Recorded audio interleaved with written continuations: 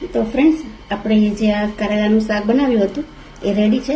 તમે જોઈ શકો છો, ખૂબ જ ટેસ્ટી અને સરસ દેખાય છે. ખાવામાં પણ એટલું જ સરસ લાગે છે. તો ચાલો આપણે આને કેવી રીતે બનાવીએ તે જોઈએ. ફ્રેન્ડ્સ, આપણે જે કારેલાનું શાક બનાવવાનું છે એના માટે થઈને મેં આ કારેલા લીધેલા હતા. તેને મેં ગોળ કટ કરી અને 15 થી 20 મિનિટ માટે મીઠું નાખી અને રેવા દીધેલા હતા ફ્રેન્ડ્સ. પછી એને મેં છે ને પાણીમાં થોડા બોઇલ કરી નાખ્યા છે, થોડું મીઠું નાખી. અને એ બધું જ પાણીને મેં આવી રીતના છે ને આવી રીતે આમ નીચવી અને બધું પાણી એનું કાઢી નાખેલું છે. તો પછી આપણે જે આવા કારેલા છે એ આવી રીતના રેડી થયા છે. હવે આપણે એને વઘારીશું. તો પણ આજે શાક છે ને એટલું સરસ બને છે કે આપણા છોકરાઓને પણ ભાવશે. જરાય કડવું જરાય નથી થતું ફ્રેન્ડ. તો આપણે હવે એની અંદર રાઈ નાખીશું. રાઈ ફૂટી જાય એટલે આપણે તેમાં આ લસણ વાળું મરચું છે એ નાખીશું. રાઈ આપણી ફૂટી છે ફ્રેન્ડ્સ.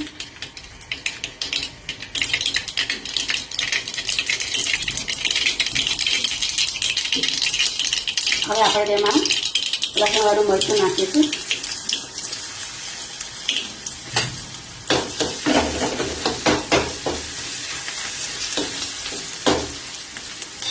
હવે આપણે તેમાં હિંગ નાખીશું, હળદર અને આપણા મરચાં જે છે કારેલા જે છે એ નાખીશું.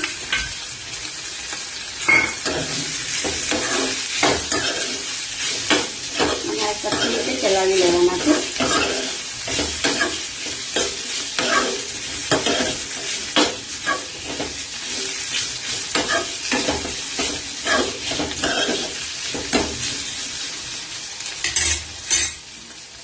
હળદર મને ઓછી લાગે છે તો થોડી હળદર નાખું છું.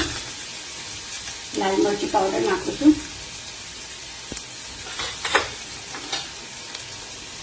જીરું પાવડર,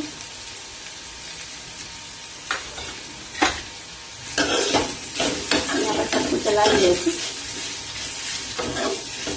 કારેલા આમ તો બાફેલા જ છે આપણે, એટલે ચડી ગયા છે. પણ આ મસાલો બધો જે છે એ કારેલામાં સરખી રીતે ચડી જાય એટલા માટે થઈને આપણે આને 5 મિનિટ માટે થઈને ઢાંકીને રહેવા દઈશું. તો ફ્રેન્ડ્સ, તમે જોઈ શકો છો આપણું શાક જે છે. હવે આપણે એની અંદર ગોળ નાખીશું.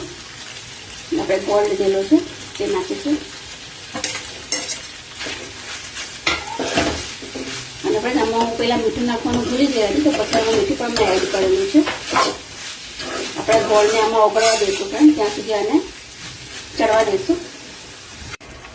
ફ્રેન્ડ, તમે જુઓ આપણું જે શાક છે એ એકદમ સરસ થઈ ગયું છે. હવે આપણે એમાં લાસ્ટમાં લીંબુ નાખવાનું છે ફ્રેન્ડ્સ.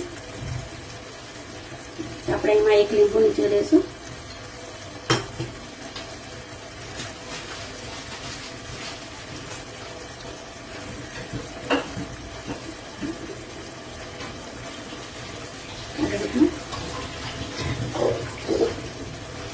પછી થોડી વાર રહેવા દઈશું લીંબુ નીચેને શાકને.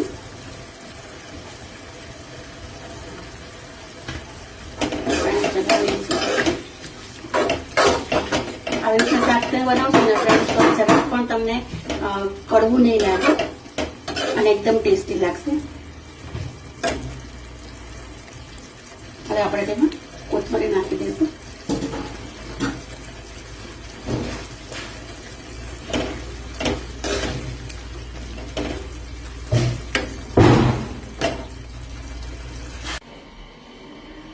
તો ફ્રેન્ડ્સ, તૈયાર છે આપણું ખૂબ જ સરસ એવું કારેલાનું શાક.